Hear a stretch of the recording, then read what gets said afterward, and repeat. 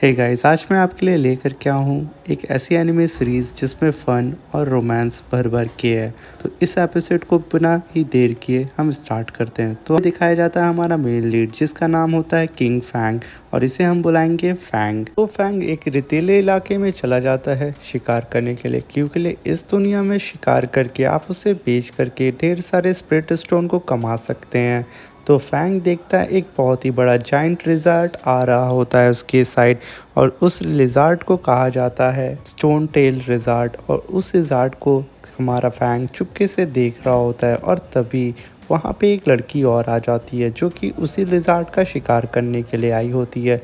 Fang उस चीज़ को देख करके वहाँ बैठे बैठे मज़े ले रहा होता है और कहता है इस बेवकूफ़ लड़की को आखिर नहीं पता है कि इस रिजॉर्ट की कमज़ोरी कहाँ पे है, और अगर ये अपनी ही विल्ड तिलिस्मान से इसके ऊपर अटैक करती रही तो मेरे लिजार्ड की चमड़ी ख़राब हो जाएगी। तो मुझे कैसे भी करके इसे बताना होगा कि इसकी कमज़ोरी कहाँ है, वरना मैं इस लिजार्ड को मार्केट में बेच नहीं पाऊँगा और मेरे लिजार्ड की कीमत एकदम ज़ीरो हो जाएगी। तभी हमारा फैंग धीरे धीरे उस चट्टान पे खड़ा होता है और खड़ा होकर के वहाँ से एक पत्थर उठा करके लिजार्ड की गर्दन पे मारता है, जिसकी वजह से लिजार्ड को काफ़ी तकलीफ़ हो रही होती है। और तभी फैंग चिल्ला करके उस लड़की से कहता है कि सुनो, उसकी गर्दन पे अटैक करो, मगर वो लड़की उसे इग्नोर करके चुपचाप वहाँ खड़े होकर के पानी पी रही होती है। तभी इस चीज़ को देख करके फैंग और तेज चिल्लाता है, कहता है तुम पागल हो जो तुम्हें मेरी आवाज़ नहीं सुनाई दे रही। तभी वो लड़की अपने पास से फायर तिलिस्मान को निकाल करके उस लिजार्ड के गर्दन पे दे मारती है। उस तिलिस्मान की वजह से बहुत बड़ा ब्लास्ट होता है, जिस ब्लास्ट की वजह से हमारा फैंग भी ज़मीन पे गिर जाता है उस चट्टान से। तभी वो लड़की आकर के फैंग से पूछती है तुम ठीक तो हो? तभी फैंग कहता है अरे मैं तो ठीक हूँ, मुझे तो कुछ भी नहीं हुआ। वहाँ पे वो तुरंत हीरो की तरह एक्ट करने लगता है। तभी फैंग के दिमाग में एक खुरखवाती दिमाग आता है और वो दौड़ के उस लिजार्ड के पास कहता है हाय रे, तुमने मेरे लिजार्ड को मार दिया। ये मेरी एक लौती पालतू थी और मैं इसकी माँ की तरह थी। मैंने इसे बचपन से पाला हुआ और तुमने इसे जान से मार दिया, क्योंकि फैंग को इस लिजार्ड को किसी भी कीमत पे चाहिए हो रहता है। तभी वो लड़की कहती है अच्छा ऐसी बात है, लगता है कि तुम्हारा दूसरा पालतू लिजार्ड भी आ गया है यहाँ पे इसकी मरने की वजह से। तभी फैंग पलट के देखता है और उसके सामने एक और लिजार्ड जस्ट उसके पीछे खड़ा होता है, जिसे देख करके फैंग एकदम हैरान हो जाता है। तभी वो लड़की कहती है कि लो, तुम्हारी पूरी की पूरी फैमिली कंप्लीट हो गई। तभी फैंग कहता है अरे मुझे बचाओ। तभी वो लड़की कहती है अरे ये तो तुम्हारी फैमिली थी ना, तो मैं फिर क्यों बचाऊँ? अब तुम्हारी फैमिली मेम्बर है तो तुम इसे रोक सकते हो, आफ्टर ऑल ये तुम्हारा पालतू था। तभी फैंग वहाँ से भागने लगता है, क्योंकि वो लिजार्ड फैंग के ऊपर हमला करने लगता है। तभी वो लड़की अपने पास से विंड तिलिस्मान निकाल करके उस लिजार्ड के ऊपर अटैक करने लगती है, और तभी एक पावरफुल विंड तिलिस्मान निकाल करके उस लिजार्ड के नेक पे अटैक करती है, जिसकी वजह से वो लिजार्ड भी वहीं पे मर जाता है। तभी फैंग वहाँ पे राहत की सांस लेता है और कहता है फाइनली मैं बच गया। फिर उस लड़की के पास आके कहता है तुम देख करके हमला नहीं कर सकती थी, मैं भी वहाँ पे था। तो वो लड़की कहती है तुम्हें अपना बचाव खुद से करना चाहिए था, मुझ पर क्यों भड़क रहे हो? आफ्टर ऑल ये तो तुम्हारे पालतू थे ना, अगर तुम चाहते तो इन्हें रोक सकते थे ना। तभी हमारा फैंग चुपचाप वहाँ खड़ा होकर के एक क्यूट सी स्माइल देता है और उस लड़की को बेवकूफ़ बनाने के लिए कहता है अरे ये लोग मुझसे भड़क गए थे, इसलिए गुस्सा करके यहाँ भाग गए थे और मुझे नहीं पहचान रहे थे। तभी फैंग कहता है तुमने मेरे लिजार्ड को जान से मार दिया, इसलिए मुझे इन लोग की आत्मा की शांति की वजह से इन दोनों को अपने घर लेके जाना होगा और पूजा पाठ करनी होगी कि इन लोग की आत्मा को शांति मिले। तभी वो लड़की कहती है कि मुझे तुम बेवकूफ़ बनाना बंद करो, क्योंकि यहाँ मुझे सब कुछ पता चल गया। ये तुम्हारा कोई पेट नहीं था, अगर पेट होता वो तुम पे हमला नहीं करता। फैंग कहता है कि अरे ये लोग मुझसे गुस्सा हो गए थे और इसी वजह से वो लोग यहाँ पे भाग आए थे, और इन लोग को ढूंढते ढूंढते पीछे करते हुए मैं अभी यहाँ पे आ गया था।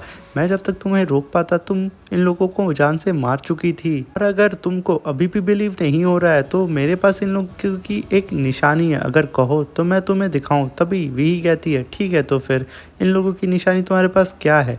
तभी फैंग अपनी मुट्ठी में चमकीला सा लेकर के वही की ओर बढ़ता और वही से पूछता है क्या तुम्हारे विंड तिलिस्मान अभी भी तुम्हारे पास हैं? तभी वही कहती है नहीं, वो तो कब का ख़त्म हो चुके हैं। तभी फैंग कहता है चलो बच गया। तभी वो अपनी मुट्ठी में वो चमकीला पदार्थ लेकर के वही की ओर आगे बढ़ता है और वही से कहता है लो फाइनली मैं तुम्हें दिखाता हूँ ये क्या है। तभी जैसे ही फैंग अपनी मुट्ठी को खोलता है उसमें सिर्फ रेत होती है, और ये देख करके वो वही भड़क जाती है, और तभी फैंग उस रेत को वही के मुंह पे मार करके उन दोनों लिजार्ड को लेकर वहाँ से भाग जाता है। तभी वही चिल्ला के कहती है जब भी तुम मुझे नज़र आओगे मैं तुम्हें जान से मार दूंगी, मैं तुम पर कोई भी रहम नहीं करूंगी, तुम ये बात को याद रखना। और वही के पास अब तिलिस्मान नहीं बचे थे जिससे वो अटैक कर पाए, और यही सीन शिफ्ट होता है। हमारा फैंग उस दोनों लिजार्ड को बेच करके एक टूटा फूटा पॉट को खरीद करके लेकर के आता है और कहता है कि मैं तो यार लूट गया, इतने सारी मेहनत करके मैंने लिजार्ड को यहाँ पे ला कर के बेचा और इस टूटे-फूटे पुराने पॉट को खरीदा जिस पे कोई भी पावर नहीं है। तभी उस पॉट को उठा कर के खूब तेज़ दीवार की ओर मारता है और तभी वो पॉट लड़ते-फिरते इधर-उधर से सीधे उसके मुँह पे जाके लगता है। तभी फैंग कहता है आखिर ये पॉट मुझसे चाहता क्या है? और फिर उसे जैसे ही तोड़ने जाता है उस पॉट से एक स्पिरिट बाहर आती है और ये छोटे से एल्फ मास्टर की स्पिरिट होती है और वो स्पिरिट जैसे ही बाहर आती है फैंग इसे देख करके कहता है अरे ये भूत है क्या? आखिर ये है क्या? अभी वो स्पिरिट कई साल बाद बाहर आई हुई होती है। तभी वो कहती है कि मुझे तो भूख लगी हुई है और मुझे खून चाहिए। तभी फैंग कहता है मेरा खून कुछ अच्छा नहीं होगा क्योंकि मैं वैसे ही पतला दुबला इंसान हूँ, आखिर मेरा खून पी करके तुम्हें क्या मिलेगा? तभी वो स्पिरिट कहती है मैं इंसानों का खून नहीं पीती हूँ, मुझे मॉन्स्टर का ब्लड पीना पसंद है और ख़ास तौर से उस मॉन्स्टर का जिसके पास फायर ड्रैगन की ब्लड लाइन हो। और फिर फैंग कहता है तो मैं एक ऐसी जगह जानता हूँ जहाँ पे तुम्हें ढेर सारे फायर ड्रैगन के ब्लड लाइन वाले मॉन्स्टर मिल जाएंगे, तुम उनका शिकार कर सकते हो। तभी वो स्पिरिट कहती है मैं ऐसा नहीं कर सकता, मैं तो सिर्फ एक वेपन स्पिरिट हूँ और मैं किसी का भी रूप ले सकता हूँ और साथ में मैं अच्छा खासा तिलिस्मान रिफाइन कर सकता हूँ। तभी फैंग कहता है कि क्या तुम इस पेंटिंग में जो लड़की है क्या तुम उसका रूप ले सकते हो? इसका नाम सुई है और ये हमारे कॉन्टिनेंट की ये सबसे ज़्यादा खूबसूरत लड़की है। और ये कह करके फैंग अपनी स्पिरिट की ओर देखता है। तभी वो स्पिरिट कहता है लगता है तुम इसे पसंद करते हो। तभी फैंग कहता है इसे भला कौन नहीं पसंद करेगा, मैं जैसे अमीर हो जाऊंगा ना तो मैं इससे शादी कर लूँगा और अपना घर बसा लूँगा। तभी वो वेपन स्पिरिट तुरंत 2 सेकंड में उस पोर्ट्रेट की एकदम हुबहू कॉपी बन गई उसके सामने खड़ी हो जाती है और उसे फ्लैंक किस देती है जिसकी वजह से फैंग उसकी चाम में खो जाने लगता है। तभी वो वेपन स्पिरिट जैसे ही बोलती है फैंग और उसकी आवाज़ सुन करके फैंग के अरमान टूट जाते हैं और वो कहता है क्या जल्दी से तुम अपनी ओरिजिनल फॉर्म में आ जाओ क्योंकि मैं नहीं देख सकता तुम्हें ऐसी शक्ल में प्लीज़। तभी वो एल्डर तुरंत अपने ओरिजिनल फॉर्म में आ जाता है। अभी फैंग उस एल्डर को पकड़ के उसके पॉट में डाल करके कहता है अब मैं तुम्हें तोड़ डालूंगा और उठा करके यहाँ से कहीं दूर फेंक दूंगा कि तुम्हें कोई ढूंढ भी ना पाए। अभी वो एल्डर कहता है अरे रुक जाओ, मैं तो सिर्फ मजाक कर रहा था, मैं तुम्हें एक और अच्छी चीज़ सिखा सकता हूँ। तभी फैंग कहता है आखिर कौन सी अच्छी चीज़? तभी वो एल्डर बोलता है कि मैं तुम्हें एक अच्छा सा तिलिस्मान बनाना सिखा सकता हूँ, वो भी हाई ग्रेड का। ये बात सुन करके तो एकदम फैंग खुश हो जाता है, कहता है क्या तुम सच बोल रहे हो? तभी वो एल्डर कहता है हाँ मैं तुम्हें एक हाई ग्रेड का तिलिस्मान बनाना सिखाऊंगा। इस बात को सुन करके फैंग एकदम खुश हो जाता है, मन में सोच रहा होता है कि मैं इस तिलिस्मान को बेच करके खूब सारे स्पिरिट स्टोन को कमाऊंगा और मैं फाइनली सुई से शादी कर लूँगा और मैं बहुत ज़्यादा अमीर हो जाऊंगा इस कॉन्टिनेंट में।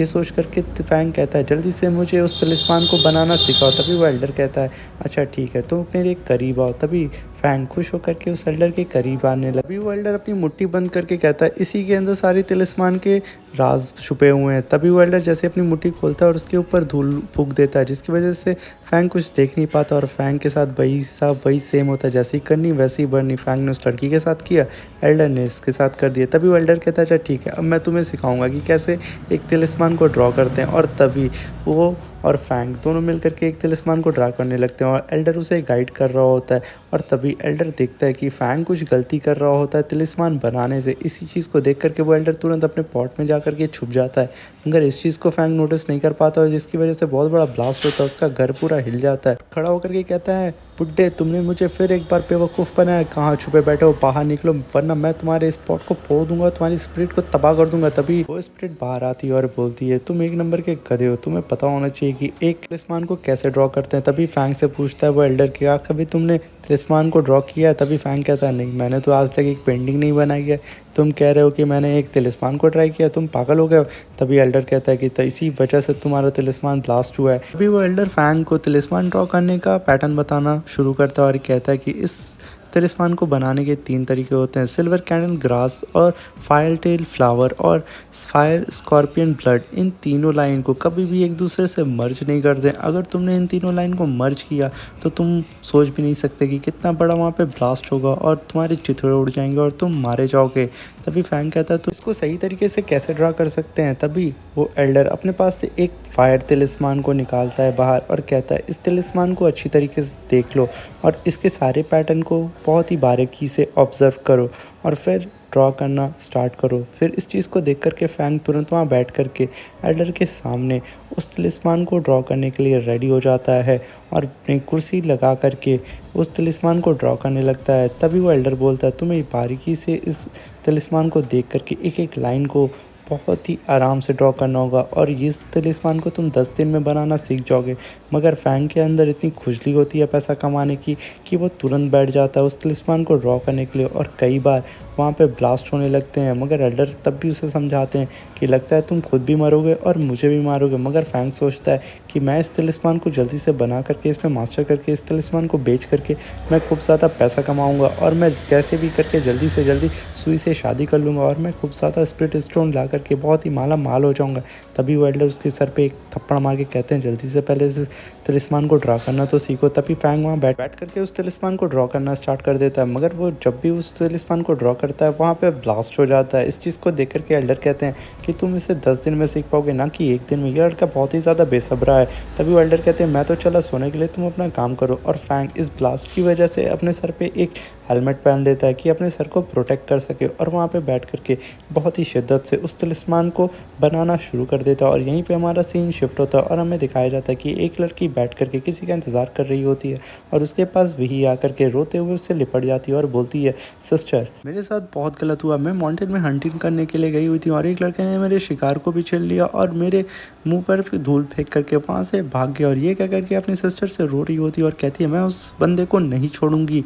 और तभी उसकी सिस्टर कहती है मैंने तो तुम्हें तिलिस्मान मेकिंग क्लास में भेजा था और तुम उस माउंटेन में हंटिंग करने गई थी, आखिर तुम्हारा दिमाग तो ठीक है। और यहीं पे वीही की चोरी पकड़ी जाती है। तभी वो कहती है सिस्टर पहले आप इस चीज़ को छोड़ो और पहले आप मेरी बात पे ध्यान दो। उस लड़के ने मेरे साथ सही नहीं किया और ऊपर से मेरे कार को भी मुझसे छीन करके लेकर के भाग गया, वो धोखेबाज कहीं का, मैं उसे जान से मार दूंगी। तभी उसकी सिस्टर बोलती है तुम्हें पहले अपने तिलिस्मान मेकिंग क्लासेस पे फोकस करना होगा। वीही कहती है जब मैं डिवाइन सील के 4th रेलम पे पहुंच जाऊंगी मैं अपनी क्लासेस पे ध्यान दूंगी, मगर उससे पहले मैं उसे जॉन से मार दूंगी। तभी उसकी सिस्टर कहती है तुम 1 महीने तक कुछ नहीं कर सकती क्योंकि तुम्हें पता होना चाहिए 1 मंथ के बाद मॉम आने वाली है और 1 मंथ के लिए तुम्हारी रिस्पॉन्सिबिलिटी मेरी है और उसके बाद तुम फ्री हो जाओगी। उससे पहले तुम्हें ऐसी वैसी कोई हरकत नहीं करनी है।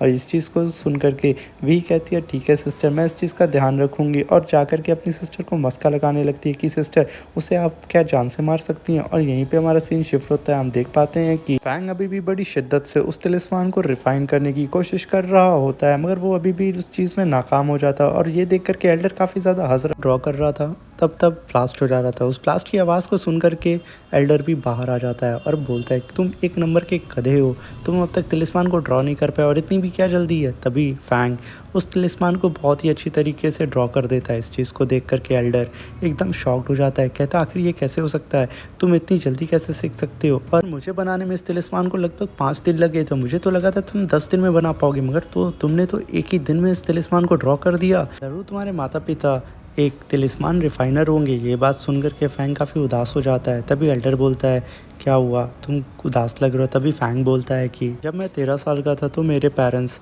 किसी केव में गए थे मॉन्स्टर को हंट करने के लिए, मगर वो कभी वापस नहीं आए और मैं तब से लेकर के अब तक अकेले ही यहाँ जी रहा हूँ और उन लोगों ने अपनी याद में सिर्फ ये छोटी सी कुटिया ही मेरे लिए छोड़ी है। ये सुन करके एल्डर भी काफ़ी हैरान होता है, मगर एल्डर ये सोच रहा होता है कि आखिर इसके अंदर कोई काबिलियत नहीं है तो ये आखिर ये गधा कैसे रिफाइन कर सकता है मेरे इतने अच्छे तिलिस्मान को। खैर जो भी हो, फिर फैंग बोलता है आप मुझे दूसरा तिलिस्मान ड्रॉ करना कब सिखाएंगे। तभी एल्डर बोलता है कि कल्टीवेशन के बेस के अकॉर्डिंग मुझे नहीं लगता कि तुम अब नेक्स्ट लेवल पे पहुंच पाओगे, पहले तुम्हें अपनी कल्टीवेशन को सुधारना होगा। अगर तुम चाहो तो मैं तुम्हारी कल्टीवेशन को सही करा सकता हूँ और तुम्हें एक और नए रेलम में अपग्रेड करा सकता हूँ, उसके लिए मैं तुम्हारी काफ़ी मदद करूँगा। तो फैंग इस चीज़ को सुन करके कहता है ठीक है मैं तैयार हूँ। तभी एल्डर बोलता है इसके बदले तुम्हें मेरा एक काम करना होगा। तभी फैंग कहता है कौन सा काम। तभी वो एल्डर कहता है कि इसके बदले तुम्हें मेरे लिए एक बॉडी को रिफाइन करना होगा क्योंकि मुझे अब नई बॉडी चाहिए। और ये बोल करके वो शांत हो जाता है। तभी फैंग कहता है मेरी कल्टीवेशन ऑलरेडी लो है और तुम कैसे कह सकते हो कि मैं तुम्हारे लिए एक बॉडी रिफाइन कर सकता हूँ। तभी एल्डर बोलता है तुम कर सकते हो, बस तुम्हें गोल्डन रेलम अचीव करना होगा और इसके में तुम्हें 3 स्टेज को पार करना होगा। फर्स्ट स्टेज है तुम्हारी 5 कलर स्टोन, सेकंड है मून ग्रास और थर्ड है तुम्हारी गोल्डन कुकुम्बर स्टेज। इन सारी स्टेज को अगर तुम पास कर लेते हो तो तुम थर्ड स्टेज ऑफ गोल्डन रेलम पे पहुंच जाओगे, जिसकी वजह से तुम मेरे लिए एक बॉडी रिफाइन कर पाओगे। अभी फैंग कहता है मुझे ये सौदा मंजूर है। तभी इन दोनों में आपस में ये डील हो जाती है और ये डील करने के लिए वो दोनों लोग अपनी अपनी फिंगर को एक दूसरे की फिंगर से टच कराते हैं। और ये भाई सब कोई बहुत ही नया तरीका है डील करने का। और जैसे ये लोग डील करते हैं तो वैसे ही इन दोनों के बीच में सौदा हो जाता है और वहाँ पे खूब बड़ी सी ग्रीन कलर की लाइट अब घर को चीरते हुए आसमान की ओर जाती है। और यहीं पे इन दोनों का सौदा पूरा कंफर्म हो जाता है। और यहीं पे हमारा सीन फिर से शिफ्ट होता है और हमें वीही की सिस्टर दिखाई जाता है, जो बैठ करके मज़े से नहा रही होती है और मन में सोच रही होती है कि अच्छा हुआ यहाँ पे वीही नहीं, अगर वीही होती तो आज मेरा दिमाग खा जाती उस लड़के की वजह से। खैर जो भी हो, मॉम भी जल्दी आने वाली हैं और मैं इस वीही की जिम्मेदारी से आज़ाद हो जाऊँगी। और यहीं पर हमारा सीन शिफ्ट होता है और हमें दिखाया जाता है कि फैंग और वो एल्डर ये दोनों बैठ करके रॉक पेपर सीजर खेल रहे होते हैं, जिसमें हमारा फैंग एल्डर से चिटिंग करने लगता है। और एल्डर कहता है तुम एक नंबर के गधे हो, तुम अपने मास्टर से चिटिंग कर रहे हो। तभी फैंग बोलता है तुम मेरे मास्टर कब बने। और इस बात को लेकर के दोनों बच्चों की तरह आपस में लड़ने लगते हैं और एक दूसरे को घूर करके देखते हैं कि तुम चीटर हो, वो कहता है तुम चीटर हो। तभी एल्डर बोलता है खैर जो भी हो, अभी के लिए मुझे भूख लगी है और मुझे चाहिए ब्लड, और तुम्हें कैसे भी करके फायर स्कॉर्पियन का ब्लड कलेक्ट करना होगा। ये सुन करके फैंग कहता है क्या। तभी एल्डर कहता है हाँ तुमने सही सुना, क्योंकि अगर वो नहीं मिला ना तो मैं सच में तुम्हारे ही खून पी जाऊंगा। तभी फैंग कहता है मुझे कुंफू कराटे आते हैं और मैं तुम्हें धूल चढ़ा दूंगा अगर मेरे पास भी आए बुड्ढे। तभी वो एल्डर कहता है मैं स्प्रिट हूँ और तुम मेरा कुछ भी नहीं कर सकते हो। तभी फैंग खड़ा होकर कहता है अच्छा तो ठीक है, मैं तुम्हारे पॉट को ही फोड़ दूंगा। तभी वो एल्डर तुरंत झुक जाता है, कहता है इस गधे को मैं कैसे समझाऊँ। तभी वो कहता है अरे मुझे माफ़ कर दो, मैंने तो बस यूँ ही बोला था। और फिर वो दोनों बैठ करके अपनी नेक्स्ट जर्नी के बारे में बात कर रहे होते हैं। यहाँ पर फैंग को ढेर सारी टाइगर ग्रास को कलेक्ट करना होगा, क्योंकि वो टाइगर ग्रास से ही स्कॉर्पियन को अपनी तरफ अट्रैक्ट कर सकता है। इस बात को सुनकर के फैंग काफ़ी निराश हो जाता है और एल्डर से बोलता है कि मेरे पास तो इतने पैसे भी नहीं है कि मैं जा करके टाइगर ग्रास को खरीद सकूँ, क्योंकि मेरे पास जितने भी पैसे थे मैंने तुम्हारे सड़े से पॉट को खरीदने में लगा दिए, अब मैं पैसे कहाँ से लेकर के आऊँगा। तभी एल्डर कहता है कि गधे कहीं के अभी कुछ देर पहले मैंने तुम्हें कुछ सिखाया है। तभी फैंग कहता है क्या सिखाया है बुड्ढे, अभी तो हम रॉक पेपर सीजर खेल रहे थे और तू उसमें चिटिंग कर रहा था। तभी एल्डर बोलता है गधे कहीं के अभी मैंने तुम्हें तिलिस्मान बनाना सिखाया है, फायर तिलिस्मान, तुम भूल गए हो शायद। तभी फैंग कहता है अरे हाँ मैं तो भूल गया था, मेरे पास तो वो भी कला है। तभी फैंग वहाँ बैठ करके तिलिस्मान को ड्रॉ करने लगता है और मन ही मन में सोचता है कि मैं ढेर सारे तिलिस्मान को ड्रॉ करूँगा और उससे ढेर सारे स्पिरिचुअल स्टोन को कमाऊँगा और फिर मैं सुई से शादी कर लूँगा, मेरे तो मज़े ही मज़े हैं, और फिर इस एल्डर को लात मार के भगा दूँगा। तभी वो एल्डर कहता है हाँ हाँ मुझे समझ में आ रहा तुम क्या सोच रहे हो। तभी फैंग कहता है तुम मन की बात भी समझ सकते हो। तभी एल्डर कहता है तुम एक नंबर के गधे हो, अभी हमारे बीच में डील हुई है जिसकी वजह से हम दोनों मर जो चुके हैं, तो जो भी सोचना है ना तो ध्यान से सोचना। अभी फैंग खड़े होकर के बोलता है जिस हिसाब से मेरी कल्टीवेशन करने की स्पीड है ना उस हिसाब से तो मैं गोल्डन रेलम पे पहुंच चुका और वहाँ तक मुझे पहुंचने में 10 साल लगेंगे। तभी एल्डर कहता है कि मेरे पास कुछ अच्छे मेथड्स हैं जिससे मैं तुम्हें 3 महीने के अंदर ही अंदर गोल्डन रेलम के थर्ड स्टेज पे पहुंचा दूंगा। उसके लिए तुम्हें बैठ करके अच्छे से कल्टीवेशन करनी होगी और मेरी बात को सुननी होगी। तभी यहाँ पे हमारा सीन शिफ्ट होता है और हमें दिखाया जाता है कि फैंग अब निकल पड़ा होता है अपने तिलिस्मान को लेकर के मार्केट में सेल करने के लिए। तभी फैंग को एक पवेलियन नज़र आता है और उसे बाहर खड़े होकर के घूर के देख रहा होता है। तभी उसके एल्डर कहता है कि गधे कहीं के अंदर भी जाओगे या यहीं खड़े होकर के सारी चीज़ें देखोगे। तभी फैंग अंदर जाता है और पवेलियन मास्टर आकर के बोलता है कि आखिर तुम्हें यहाँ क्या काम है, क्योंकि सबको ही जानते हैं कि फैंग एक नंबर का ठगैर है। और वो पवेलियन मास्टर काफ़ी ज़्यादा बेइज्जत कर रहा होता है। तभी फैंग अपने पास से वो फायर तिलिस्मान को निकाल करके उस एल्डर को दिखाता है। वो एल्डर इस चीज़ को देख करके एकदम शॉक में आ जाता है, मगर वो कहता है कि ये तिलिस्मान फेक होंगे, क्योंकि तुम्हारे जैसे लोग के पास ये तिलिस्मान नहीं आ सकते और मुझे ठगना बंद करो। तभी फैंग कहता है आप इसे बिना टेस्ट किए कैसे बोल सकते हैं कि ये बेकार है। तभी पवेलियन मास्टर फैंग को एक टेस्टिंग रूम में लेकर जाता है जहाँ पे 3 स्टैचू रहते हैं और तभी फैंग एक तिलिस्मान को बाहर निकाल करके बॉल की तरह गोल गोल घुमा करके कहता है चैन कुली की मैन कुली की चैन, और एक तिलिस्मान खींच करके एक स्टैचू पे मारता है जिसकी वजह से सारे के सारे स्टैचू ब्लास्ट हो जाते हैं। ये देख करके पवेलियन मास्टर तुरंत फैंग को बटरिंग करने लगता है। तभी फैंग कहता है मुझे यहाँ पे टाइगर ग्रास चाहिए अपने तिलिस्मान के बदले, क्या मुझे मिल सकती है। तभी पवेलियन मास्टर कहता है कि आपको यहाँ पे सब कुछ मिल सकता है, बस इसके बदले आपको हमेशा हमारी शॉप से शॉप करना होगा। और यहीं पे हमारा सीन शिफ्ट होता है और दिखाया जाता है कि वी आकर के गुस्से से कह रही होती कि अभी जो वो लड़का आया था यहाँ पे सामान लेने के लिए आखिर वो कहाँ गया। तभी वो पवेलियन मास्टर बोलता है कि वो तो यहाँ पर आया था टाइगर ग्रास लेने के लिए और मैंने उसे यहाँ पे टाइगर ग्रास दे दिया और वो अब यहाँ से जा चुका है। और वो काफ़ी ज़्यादा नॉलेज वाला बंदा है क्योंकि उसने मुझे हाई ग्रेड के तिलिस्मान सिर्फ चंद चीज़ों में दे दिए। वे ये सुन करके वहाँ से चली जाती है और यहाँ से फिर शिफ्ट होता है और हमें दिखाया जाता है कि फैंग बैठ करके उसी टाइगर ग्रास को जला रहा होता है और कहता है मास्टर से अपने कि आखिर इस छोटे से ग्रास से क्या वो स्कॉर्पियन यहाँ पे आएंगे, क्योंकि वो स्कॉर्पियन तो मांस खाते हैं और ये घास फूस से वो अट्रैक्ट होंगे। तभी उसका स्प्रिट मास्टर बोलता है कि तुम एक नंबर के बेवकूफ़ हो, इसकी स्मेल एक मीट की तरह है और वो ज़रूर यहाँ पे अट्रैक्ट होंगे, तुम बस वेट करो। तभी फैंग कहता है पता नहीं कब आएंगे और मैंने इतने सारे यहाँ पे टाइगर ग्रास को जला चुका हूँ, पता नहीं क्या करेगा ये बुड्ढा। काश मैं उस ग्रास के बदले ढेर सारे स्पिरिचुअल स्टोन ले लेता और मैं अब तक अमीर हो चुका होता। तभी उसका स्प्रिट मास्टर कहता है तुम चुप हो जाओ और उधर देखो। और तभी फैंग देखता है कि उसकी ओर एक स्कॉर्पियन बढ़ रहा होता है और ये देख करके वो एकदम खुश हो जाता है, कहता है वाह एक स्कॉर्पियन आ रहा है। तभी वो अपने तिलिस्मान को निकालता है जो कि विंड तिलिस्मान होता है और उस स्कॉर्पियन के ऊपर अटैक कर देता है। और वो स्कॉर्पियन जैसे ही मरता है वहाँ पे और भी ज़्यादा स्कॉर्पियन आ जाते हैं क्योंकि उनका एक साथी मर चुका और ये सारे के सारे स्कॉर्पियन झुंड में अटैक करते हैं। और इस चीज़ को देख करके फैंग कहता है बुड्ढे कहीं के, तुमने मुझे पहले क्यों नहीं बताया कि मुझे इन लोगों को ऐसे नहीं मारना है। तभी उसका स्पिरिट कहता है कि तुम एक नंबर के गधे हो, तुम्हें नहीं पता था और तुम मेरी बात तो कभी सुन लिया करो। तो अभी भी फैंग अपने तिलिस्मान के दम पे उन स्कॉर्पियन से फाइट कर रहा होता है और साथ में स्पिरिट एल्डर को उल्टा सीधा बोल रहा होता है क्योंकि उसकी वजह से वो यहाँ पे फंस चुका है और वो स्कॉर्पियन है कि मरने का नाम ही नहीं ले रहे हैं। वो जितनी भी कोशिश करता है स्कॉर्पियंस को मारने की, उससे कई गुना तादाद में वो स्कॉर्पियन वापस आ जाते हैं। और ये देख करके वो एकदम डर सा जाता है, कहता है कि मैं आखिर इस स्कॉर्पियंस को कैसे मारूंगा। मैं एक को मारता हूँ तो यहाँ 100 आ जाते हैं और 100 को मारता हूँ तो 1000 आ जाते हैं। फिर फैंग कहता है बुड्ढे अगर मैं यहाँ से बच गया ना तो मैं पक्का तुम्हें जान से मार दूंगा और तुम्हारे उस पॉट को फोड़ दूंगा।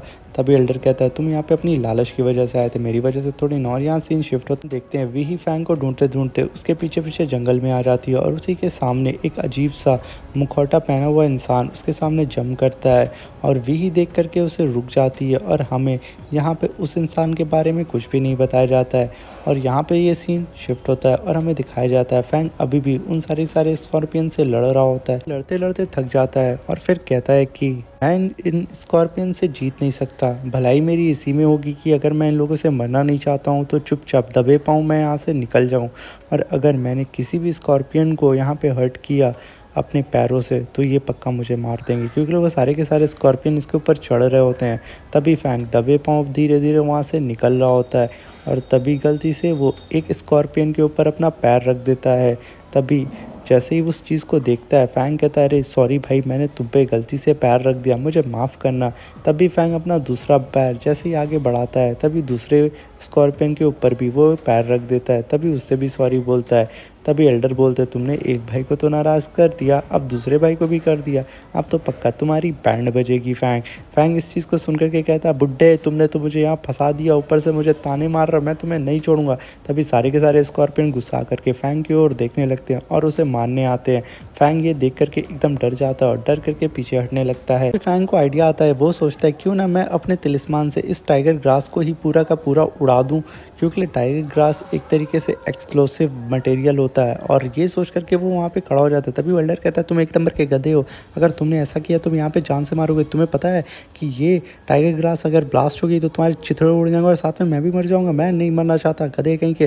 तभी फैंग कहता है बस बहुत हुआ, अब मैं उसे ब्लास्ट करके रहूँगा। तभी वो तुरंत अपने तिलिस्मान को एक्टिव करता है और टाइगर ग्रास की तरफ मार देता है और अपने जेड टोकन की वजह से अपने आसपास शील्ड बना लेता है। मगर ये शील्ड ज़्यादातर उस ब्लास्ट की वजह से टिकती नहीं है और वो सडन क्रैक होने लगती है। और उस शील्ड के क्रैक होने की वजह से वो एल्डर जो कि पॉट में छुप चुके थे उस ब्लास्ट की वजह से काफ़ी दूर जाके गिरते हैं, जिसकी वजह से उन्हें काफ़ी ज़्यादा इंजरी हो जाती है और वो कुछ हद तक मरने वाले थे। मगर फैंग इस चीज़ को देख लेता है और दौड़ते हुए जाता है और उस पॉट को उठाता है, उठा के देखता है। तभी एल्डर बोलते हैं कि फैंग जल्दी से मुझे स्कॉर्पियन का ब्लड पिलाओ। मगर फैंग अपने चारों ओर देखता है, सारे के सारे स्कॉर्पियन मर चुके होते हैं। तभी एल्डर कहते हैं जल्दी करो, मैं मर रहा हूँ और मैं मरना नहीं चाहता हूँ फैंग। तभी फैंग कहता है ठीक है मैं कर रहा हूँ। और फैंग जल्दी से जाता है, एक स्कॉर्पियन को उठाता है और एल्डर के ऊपर ही खून गिराने लगता है। एल्डर कहते हैं कदे कहीं के मुझ पर नहीं, मेरे पॉट के अंदर इसका ब्लड डालो। और तभी फैंग उस पॉट के अंदर जैसे ही ब्लड डालता है तभी उस एल्डर की बॉडी हील होने लगती है और उसकी पावर रिटर्न आने लगती है। ये देख करके एल्डर काफ़ी खुश होता है और यहाँ पे सीन शिफ्ट होता है। हमें दिखाया जाता है कि फैंग ने 10,000 स्पान पेपर खरीद लिए होते हैं और उसने अच्छे तरीके से फायर बॉल तिलिस्मान को बना लिया होता है और उसे 20 बार गिन चुका होता है अब तक। और मन में कहता है कि मैंने फाइनली उन सारे स्कॉर्पियंस को मार करके बेच करके इतने सारे तिलिस्मान पेपर को खरीद चुका हूँ। एल्डर पीछे से ताना मारते हैं उसको और कहते हैं गधे कहीं कि तुम बस भी करो इसे गिनना, माना कि तुम्हारे पास 10,000 तिलिस्मान पेपर है, अब सोचो इसे बेचोगे कैसे, क्योंकि अगर तुमने मार्केट में जा के सीधा इसे बेचा तो लोग तुम्हें चोर समझेंगे, क्योंकि तुम्हारी कल्टिवेशन के अकॉर्डिंग तुम इतने ज़्यादा क्वालिफाई नहीं हो कि तुम इतने हाई ग्रेड के तिलिस्मान को बना सको। ये सुन करके फैंग भी कहता है मास्टर आपने सही कहा, मैं ऐसे जा कर के तिलिस्मान को कहीं भी बेच नहीं सकता हूँ। अगर मैंने चोरी चुपके भी इस तिलिस्मान को बेचने की कोशिश की तो मुझे इस तिलिस्मान के वर्थ मनी नहीं मिलेंगे और मुझे काफ़ी कम पैसा दिया जाएगा और ऊपर से मेरे ऊपर और भी खतरे आ जाएंगे, क्योंकि इतने हाई ग्रेड का तिलिस्मान इस पूरी लुंगी सिटी में कोई भी रिफाइन नहीं कर सकता है। तभी मास्टर कहते हैं चलो मेरे साथ रह करके तुम्हारे पास थोड़ा तो अकल आई, मगर तुम तो एक नंबर के धोखेबाज और ठग हो, तुम तो कोई ना कोई पैतरा निकाल ही लोगे कि तुम इस तिलिस्मान को बेच सको मार्केट में। तभी फैंग कहता है हाँ एक आइडिया तो है मेरे पास, मगर पता नहीं वो काम करेगा या नहीं, बट फिर भी देखते हैं। और यहीं पे ये सीन शिफ्ट होता है और हमें दिखाया जाता है कि फैंग एक जंगल में खूब तेज़ तेज़ से चिल्ला चिल्ला के बोलता है अरे मेरी तो लॉटरी लग गई, मुझे तो एक पेटी भर के तिलिस्मान मिल गए, वो भी इस जंगल में। फिर कुछ लोग इसकी बात को सुन करके दौड़ते हुए इसके पास आते हैं और बोलते हैं क्या ये तिलिस्मान असली भी होगा। तभी फैंग कहता है पता नहीं, इसे चेक करके देख लेते हैं। तभी फैंग उन लोग के सामने एक तिलिस्मान को यूज़ करके देखता है और वहाँ पे काफ़ी बड़ा धमाका होता है। तभी वो सारे के सारे लोग दौड़ते हुए फैंग के पास आकर के पूछते हैं आखिर ये तिलिस्मान की पेटी तुम्हें कहाँ से मिली। तभी फैंग बोलता है मुझे ये सारी तिलिस्मान की पेटी उस रिवर के पास मिली थी।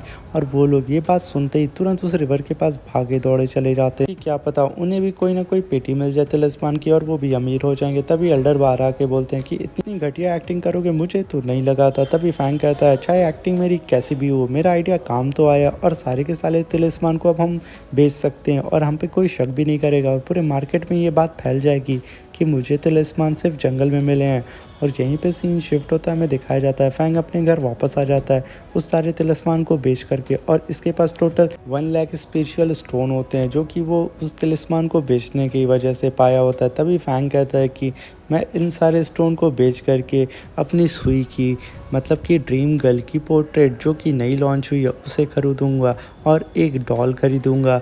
ये कह करके वो काफ़ी खुश हो रहा होता है। तभी एल्डर खींच के उसको एक थप्पड़ मारते हैं और कहते हैं कि ये सारे के सारे स्पिरिचुअल स्टोन तुम्हारी कल्टीवेशन के लिए हैं, तो चुपचाप अपनी कल्टीवेशन को आगे बढ़ाओ। फैंग कहता है आखिर मैं इस स्टोन से अपनी कल्टीवेशन कैसे बढ़ा सकता हूँ। तभी एल्डर बोलता है इस स्पिरिचुअल स्टोन की सारी एनर्जी को खुद में एब्सॉर्ब करो और एब्सॉर्ब करके कल्टीवेट करने की कोशिश करो। इस चीज़ को सुन करके फैंग थोड़ा शॉक में आ जाता है, क्योंकि उसे अभी तक नहीं पता था कि ऐसा भी कोई मेथड हो सकता है कि हम इस स्टोन के ज़रिए कल्टीवेट कर सकें और अपने रैलम को अपग्रेड कर सकें। तभी एल्डर उसे खींच करके एक लात मारते हैं और कहते हैं जल्दी से बैठ करके कल्टीवेशन स्टार्ट करो और तुम कुछ ज़्यादा ही बकवास करते हो और टाइम भी कुछ ज़्यादा वेस्ट करो। तभी फैंग इस चीज़ को सुन करके तुरंत कल्टीवेट करना शुरू कर देता है और उस स्पिरिचुअल स्टोन की सारी एनर्जी को अपनी बॉडी में एब्जॉर्ब करने लगता है। जैसे जैसे वो एल्डर उसे गाइड कर रहा होता है वैसे वैसे फैंग उस चीज़ को परफॉर्म कर रहा होता है और करते करते रात से दिन हो जाती है और फैंग उस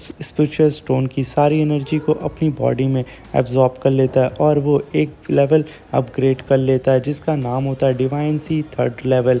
और इस चीज़ को देख करके फैंग एकदम खुश हो जाता है और कहता है कि फाइनली मैंने डिवाइन सी का 3rd रेलम अचीव कर लिया। मास्टर कहते हैं कि तुम अभी भी बहुत ज़्यादा कमज़ोर हो, तो तुम ये मत सोचो कि तुम अब पावरफुल हो चुके हो। तभी फैंग कहता है इतने सारे मैंने स्पिरिचुअल स्टोन बर्बाद कर दिए, मैं इससे क्या क्या कर सकता था। तभी एल्डर कहते हैं ये गधा कभी ज़िंदगी में नहीं सुधर सकता है। फैंग खड़ा हो जाता है और मास्टर से कहता है कि मैं अब बहुत ज़्यादा ताकतवर फील कर रहा हूँ। तभी एल्डर बोलते हैं कि अब तुम्हें तिलिस्मान बेच करके पैसे नहीं कमाने होंगे, अभी फ़िलहाल के लिए तुम कुछ जा कर के मार्केट से कुछ टास्क को कलेक्ट करो और उस टास्क को परफॉर्म करके उस टास्क के ज़रिए पैसा कमाओ। ये सुन करके फैंग कहता है ऐसा क्यों। तभी एल्डर बोलते हैं गधे जो मैंने बोला वो करो। तभी इस चीज़ को सुन कर के अच्छे बच्चों की तरह फैंग मार्केट में निकल जाता और मार्केट में चारों ओर यही अफ़वाह होती है कि किसी बंदे को 10,000 मान पेपर मिले हुए हैं और अगर ये पेपर मुझे मिलते तो मैं सुई के साथ डिनर करने ज़रूर जाता।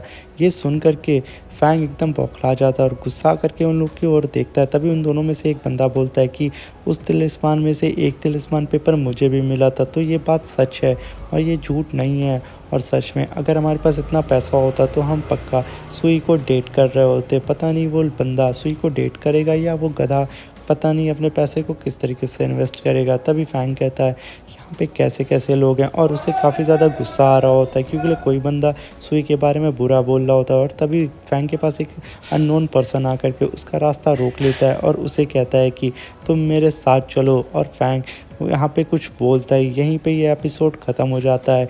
अब मिलते हैं इसके नेक्स्ट एपिसोड में और प्लीज़ चैनल को लाइक और सब्सक्राइब करके जाइएगा। Thank you, bye bye, take care.